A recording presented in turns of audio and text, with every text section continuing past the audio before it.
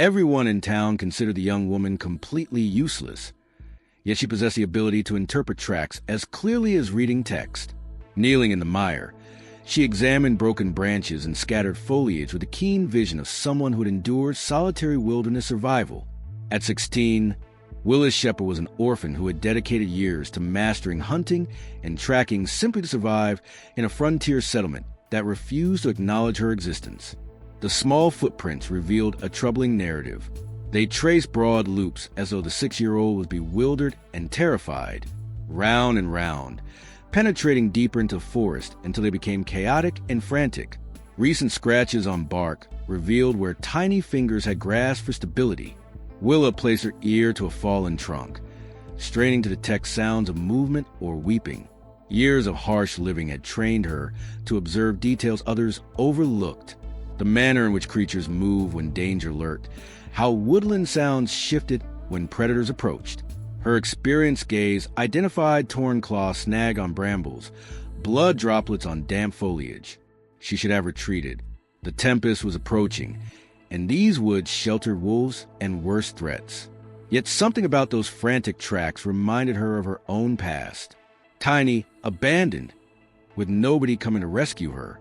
The further she pursued the trail, the more desperate it appeared, displaying clear evidence that the child was wounded and fleeing blindly with terror. Wind screamed through the branches, and sunrise remained hours distant. But as Willa pursued the desperate path deeper into the shadows, one conviction propelled her onward. This child would not perish alone in the wilderness like countless others. Not if she possessed the power to prevent it. Not this evening. Willa had been pilfering eggs from the deserted chicken coop when she detected the commotion.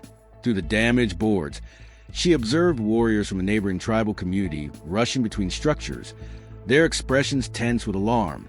She flattened herself against the decaying timber, understanding that being discovered would spell trouble. Orphans like herself always received blame first when problems arose. Ayana! The frantic cry pierced the evening atmosphere. Ayana, where have you gone? An elderly man stumbled into sight, his weathered features streaked with rain and torment. 3 younger warriors spread out behind him, shouting the name into the gathering storm. Will had encountered them in town previously. They arrived to exchange pelts and plants, always maintaining distance from the white colonists who barely accepted their presence. The man collapsed in the mud, covering his face with his palms. One warrior approached him, speaking in their tribal language. But Willa understood enough words to comprehend the situation. A child had disappeared. A small girl named Ayana had strayed during their evening meal and vanished into the thick woods surrounding the community. Thunder rumbled above, and heavy raindrops started pelting the earth. Willow observed the search group spreading toward the forest border, their voices fading as they called the girl's name. She understood these woods superior to anyone, having resided in them for extended periods when the townspeople expelled her. She knew where a frightened child might flee, where dangerous beasts hunted, where the terrain became hazardous in rainfall. The wise choice would be remaining concealed, waiting for dawn, avoiding involvement. The tribal people had never demonstrated kindness toward her, and the townspeople would certainly blame her if anything went awry. She was nobody's responsibility, merely an unwanted burden everyone wished would vanish. But as she crouched in that deteriorating shelter, listening to a father's heartbroken calls for his missing daughter, something stirred in her chest. She recalled being 6 years old, cold and starving, weeping for parents who would never return. She remembered tasting her own desperation, the burden of complete isolation in a world indifferent to her survival. The rain intensified, erasing tracks and scent. Within another hour, locating the child would become virtually impossible. The warriors searched in the incorrect direction. She could observe them heading toward the main path where an adult might logically travel. But children don't reason like adults when terrified. They flee toward whatever seems safe, even if it leads them into greater peril. Willa drew a trembling breath and emerged from her hiding spot. She faced a decision, and the storm wouldn't pause for her choice. Somewhere beyond, a little girl was alone in the darkness, and the night was deteriorating. The search party had advanced too far eastward, their torches vanishing into the wrong forest section. Willa waited until their voices disappeared before stepping from the shadows. Her heart pounding against her ribs. She had tracked deer and rabbits through these woods countless times, but this felt different. This time, a life relied on her abilities. She began where the warrior should have started, at the tribal camp's edge, seeking the smallest indicators. Rain complicated everything, but not impossibly. A snapped twig here, a tiny footprint in soft soil there. The child had indeed entered the forest, but not where the men searched. Willa knelt beside a muddy pool and studied the partial print preserved beneath an overhanging stone, small, barefoot with toes spread for balance. The depth indicated the child had been running, not walking. The direction made her stomach twist. Straight toward Dead Man's Canyon, where ground plummeted into rocky gorges and swift-flowing streams. "Damn!" she whispered, wiping rain from her face. She followed the trail deeper into the woods, employing every technique her survival years had taught her. When footprints vanished on solid ground, she searched for disturbed leaves and bent grass. When those disappeared, she hunted for fabric threads caught on thorns. The little girl had been moving rapidly, crashing through undergrowth rather than finding easier routes. After half a mile, Willa discovered something that chilled her blood. A small piece of torn fabric stained with fresh blood dangling from a sharp branch at child height. Below it, several blood drops on wet leaves told the story. Ayana had injured herself but continued running, driven by panic and fear. The trail turned south toward the forest's most perilous section. Willa had always avoided that area, even when desperate for shelter. The terrain was unstable, filled with hidden drops and loose rocks. In daylight, it was dangerous. In darkness and rain, it was lethal. She pressed forward, ignoring the voice in her mind whispering she should retreat. The blood drops increased in frequency now, and the footprints showed stumbling signs. The child was exhausting, hurt, and running blindly through the rain that could kill her with one misstep. Lightning split the sky overhead, followed by thunder that shook the earth. In the brief illumination, Willa saw something that made her stomach lurch. Fresh gouges in the earth where someone had slipped and slid down a steep slope. At the bottom of the marks, barely visible in darkness, lay a small moccasin. The child had fallen into Devil's Hollow, a rocky depression surrounded by vertical drops and thick with thorny undergrowth. During storms, water rushed through the bottom like a river. If Ayana was down there, injured and trapped, she wouldn't survive until dawn. The rising water would ensure that. Will stare down into black pit, rain streaming down her face. She had found the child, but extracting her alive would be the most difficult task she'd ever attempted. Willa secured her rope around the sturdiest tree she could locate, testing the knot 3 times before trusting it with her weight. The makeshift line measured only 20 feet. Strips of leather and cloth she had sewn together during her months living rough. It would have to suffice. The descent into Devil's Hollow was treacherous. Loose rocks tumbled down with every step, and thorny vines shredded her clothes and skin. Halfway down, her foot slipped on wet stone, and for a heart-stopping moment, she swung free, the rope searing through her palms. Below her, she could hear water rushing faster than before. "Ayana," she called softly as she reached the bottom. "Ayana, can you hear me?" A weak whimper responded from somewhere in the thick undergrowth.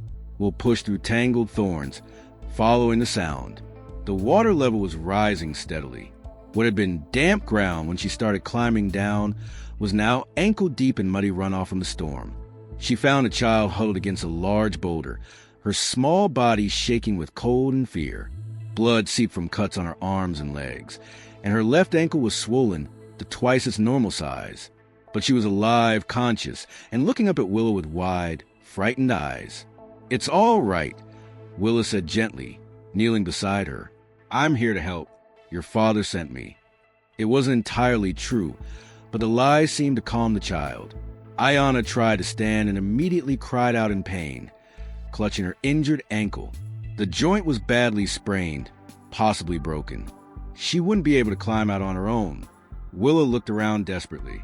The water was now mid-calf and rising faster. Her rope wasn't long enough to reach the bottom with slack to spare. And even if it was, she couldn't carry an injured child up that treacherous rock face. The walls of the hollow were too steep and unstable to climb without the rope. Thunder crashed overhead, and a fresh deluge of rain poured down. In the lightning flash, Willa saw something that made her heart sink. A dark line on the boulder beside them, about 4 feet high. A watermark from previous floods. If the storm continued, this entire hollow would fill up like a bowl. "We need to get higher," she told Ayana.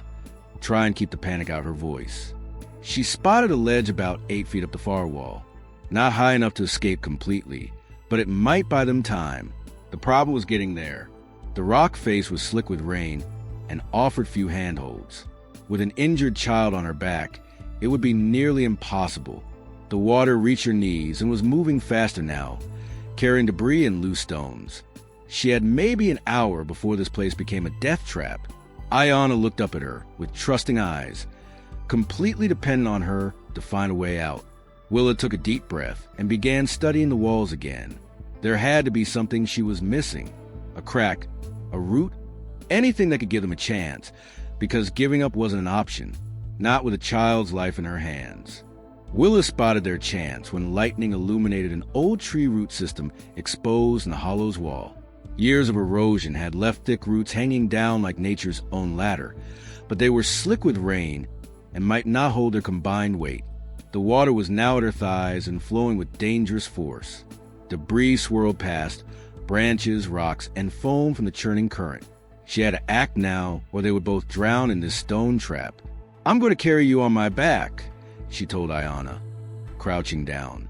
"Hold tight around my neck, but not so tight I can't breathe." The child wrapped her small arms around Willa's shoulders, her body trembling with cold and pain. Willa tested the lowest root, pulling hard. It held. She began to climb, using the thick tendrils like rungs, her boots slipping constantly on the wet stone.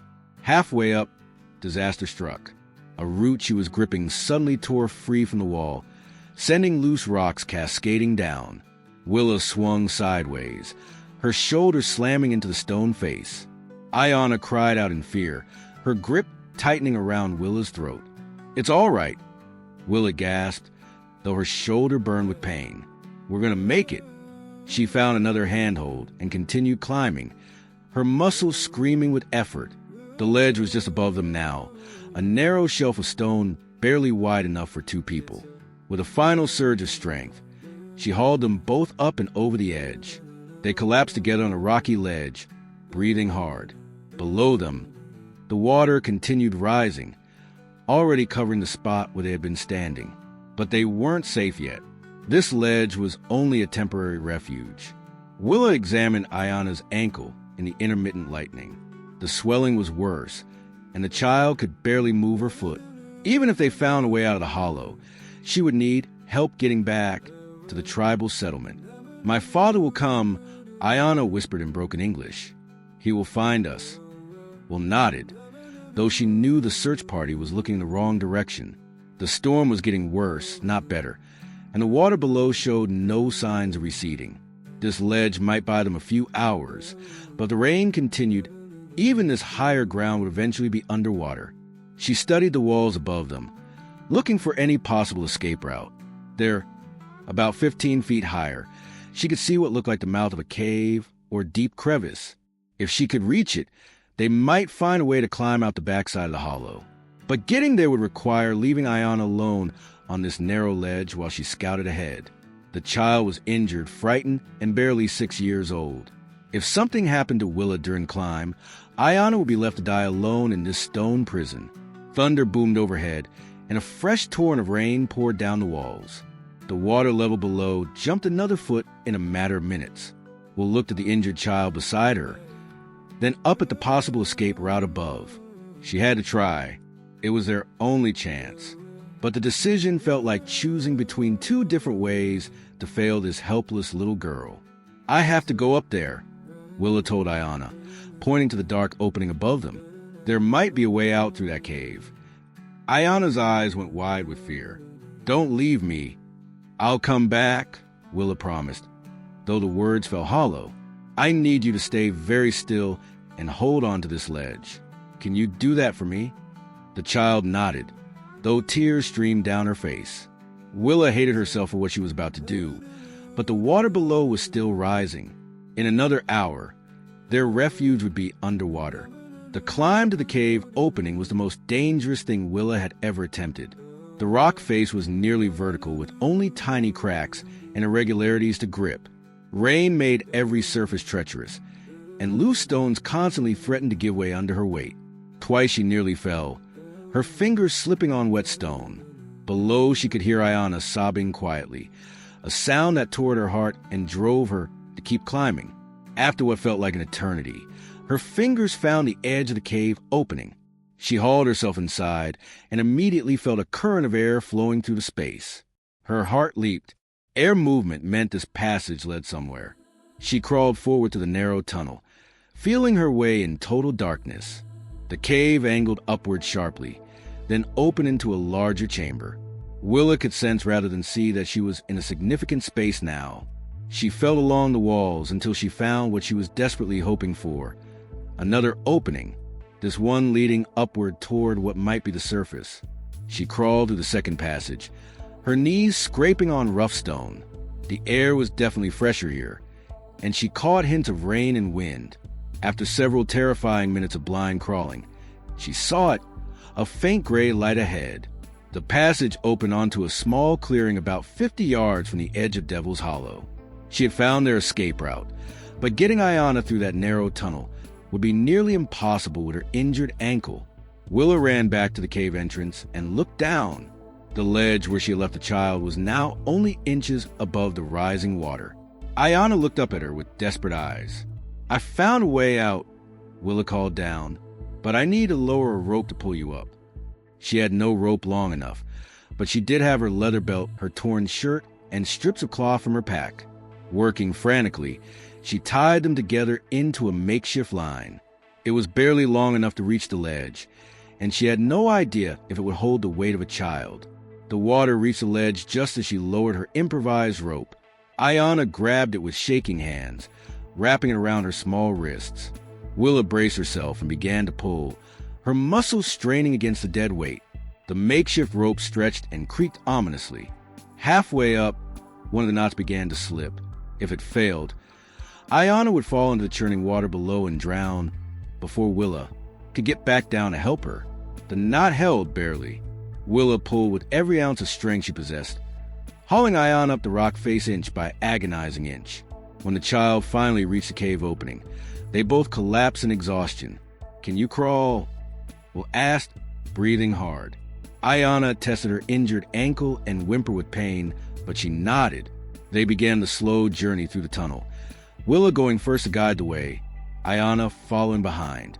The child's breathing was labored, and she had to stop frequently to rest her swollen ankle. The passage seemed endless in the darkness.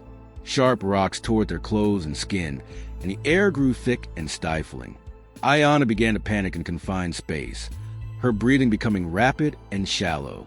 "We're almost there," Willa lied, though she could see no light ahead yet, just a little farther. When they finally emerged into the clearing, dawn was beginning to break through the storm clouds. The rain had softened to a steady drizzle, and the first pale light revealed the extent of their ordeal. They were both cut, bruised, and covered in mud, but they were alive. Ayana could barely stand on her injured ankle. Willa knelt down and helped the child climb onto her back, then began the long journey back toward the tribal settlement. Every step was agony. Her shoulders ached from climbing, her hands were raw and bleeding, and exhaustion threatened to drop her with each stride. The forest looked different in the gray morning light. Familiar landmarks helped her navigate, but the storm had washed out many of the trails.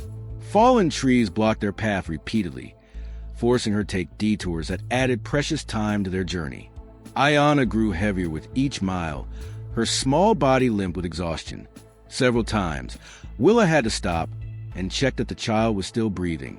The blood loss from her cuts and the trauma of their ordeal had taken a terrible toll. As they crested a low hill, Willa heard voices in the distance. Her heart leaped. The search party was still out there, still looking. She tried to call out, but found her voice was barely a whisper. Instead, she pressed forward, stumbling through the undergrowth toward the sounds. Through the trees, she saw them. 5 warriors spread out in a line, methodically searching the forest floor. One of them was the older man she had seen the night before, the one whose anguished cries had driven her to act. "Here," she croaked, her voice barely carrying. "Over here." One of the warriors heard her and spun around. His eyes went wide when he saw the muddy, battered girl carrying his chief's daughter on her back. He shouted to the others in their native language, and suddenly they were running toward her. The older man, Ayana's father, reached them first. He took his daughter from Willa's back with infinite gentleness, tears streaming down his weathered face. The other warriors gathered around, their expressions shifting from disbelief to something approaching reverence. Willa swayed on her feet, her strength finally giving out. She had done it. Against all odds, she had brought the child home alive. But as consciousness began to fade, she wondered if saving one little girl could possibly be enough to change how the world saw her. The tribal settlement came alive as they approached. Women emerged from their dwellings, their faces showing relief and amazement when they saw Ayana in her father's arms. Children gathered around, whispering and pointing at the muddy white girl who had somehow accomplished what 5 experienced warriors could not. Chief Takakota carried his daughter to the largest dwelling, where an elderly woman immediately began tending to her injuries.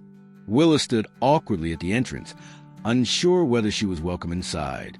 Her clothes were torn and filthy, her hands still bleeding from the rough stone, exhaustion making her sway on her feet. "Come," Takakota said simply, gesturing for her to enter. The interior was warm and dry, filled with the scent of burning herbs and cooking food. The elderly woman, clearly the tribe's healer, worked over Ayana with practiced hands, cleaning wounds and binding the swollen ankle with strips of soft leather and medicinal plants. Willow watched in the corner, expecting to be dismissed now that her usefulness had ended. Instead, a young woman brought her a bowl of warm broth and a clean blanket. The kindness was so unexpected that tears sprang to her eyes. "She will recover," the healer announced after examining Ayana thoroughly. "The ankle is badly sprained, but not broken. The cuts will heal clean. Another few hours in that rising water." She didn't finish the sentence, but everyone understood. Takakota turned to Willa, studying her with dark eyes that seemed to see straight through to her soul. "Tell me what happened." "So she did," in halting words. She described following the trail, finding the child in Devil's Hollow, the desperate climb to safety, the terrifying crawl through the cave system. She left out her own fear, her moment of doubt, the time she nearly gave up. Those were private burdens. As she spoke, more tribal members gathered to listen. Warriors who had searched all night without success. Mothers who understood the terror of a lost child. Elders who recognized courage when they saw it, regardless of the color of the skin it wore. When she finished, silence filled the dwelling. Takakota exchanged meaningful glances with several of the elders. Words were spoken in their native tongue, too quick for Willa to follow. She began to fidget, wondering if she had somehow offended them by entering their sacred spaces. "You risked your life for a child who was nothing to you," Takakota said finally. "A child whose people you had no reason to help." Willa looked down at her hands. She needed help. That was reason enough. More conversation in their language, animated now with gestures toward her and nods of apparent approval. An elderly man stepped forward and placed his weathered hand on her shoulder. He spoke a single word that she didn't understand, but his tone made it clear it was significant. "He calls you Braveheart," Takakota translated. "It is not a name given lightly." Outside, the sun had fully risen, burning away the last of the storm clouds. Through the dwelling's entrance, Willa could see the entire tribe gathering in the central area. Something important was about to happen, and somehow she was at the center of it. The entire tribe had assembled in a wide circle around the central fire pit. Men, women, children, and elders all stood in respectful silence as Chief Takakota led Willa to the center. She had never been the focus of so much attention, and it made her stomach churn with nervousness. Takakota raised his voice so all could hear. "This young woman, who calls herself Willa, entered our darkest hour as a stranger. She could have walked away when she saw our pain. Instead, she chose to act when others could not." He gestured to where Ayana sat with her bandaged ankle, very much alive and watching the proceedings with bright, curious eyes. She tracked where we failed to track. She found what we could not find. She risked death to save life. An elder stepped forward, carrying something wrapped in soft deerskin. As he unfolded it, Willa saw a beautiful necklace made of carved bone, polished stones, and eagle feathers. It was clearly something of great significance, passed down through generations. Among our people, Dakota continued, courage is the highest virtue. Not the absence of fear, but action despite fear. Not strength without purpose, but strength used to protect those who cannot protect themselves. The elder placed a necklace around Willa's neck. The weight of it felt sacred, permanent. Around the circle, tribal members began a low chant that seemed to rise from the earth itself. From this day forward, Takakota declared, you are no longer a stranger. You are no longer homeless. You are Braveheart, sister to our people, daughter of courage, guardian of the lost. The chant grew louder, and several warriors stepped forward to place their hands on her shoulders in a gesture of acceptance and respect. Women smiled and nodded their approval. Children looked at her with the wide-eyed admiration usually reserved for legendary figures. Willa felt tears streaming down her face, but for the first time in years, they were tears of joy rather than sorrow. She had spent her entire life being unwanted, unwelcome, unnecessary. Now an entire community was telling her she belonged, that her actions mattered, that she had value beyond mere survival. The town where you came from cast you aside, Takakota said softly, speaking now just to her. They saw only what you lacked, never what you possessed. We see your heart, Braveheart. We see your spirit, and we offer you a choice. Return to those who never valued you, or stay with those who do. Willa looked around the circle at faces that showed genuine acceptance and respect. She thought of the cold, hostile town where she had scrounged for scraps and slept in abandoned buildings. Then she thought of little Ayana, alive and safe because someone had finally seemed fit to trust her with something precious. I choose to stay, she said, her voice strong and clear. The chant erupted into cheers and celebration. Women brought food. Men shared stories of brave deeds. Children asked to touch her necklace. As the sun climbed higher into the clear morning sky, Willa realized her life had changed completely. She was no longer an orphan without purpose. She was Braveheart, hero of the people, guardian of the lost. And for the first time since her parents died, she was truly home.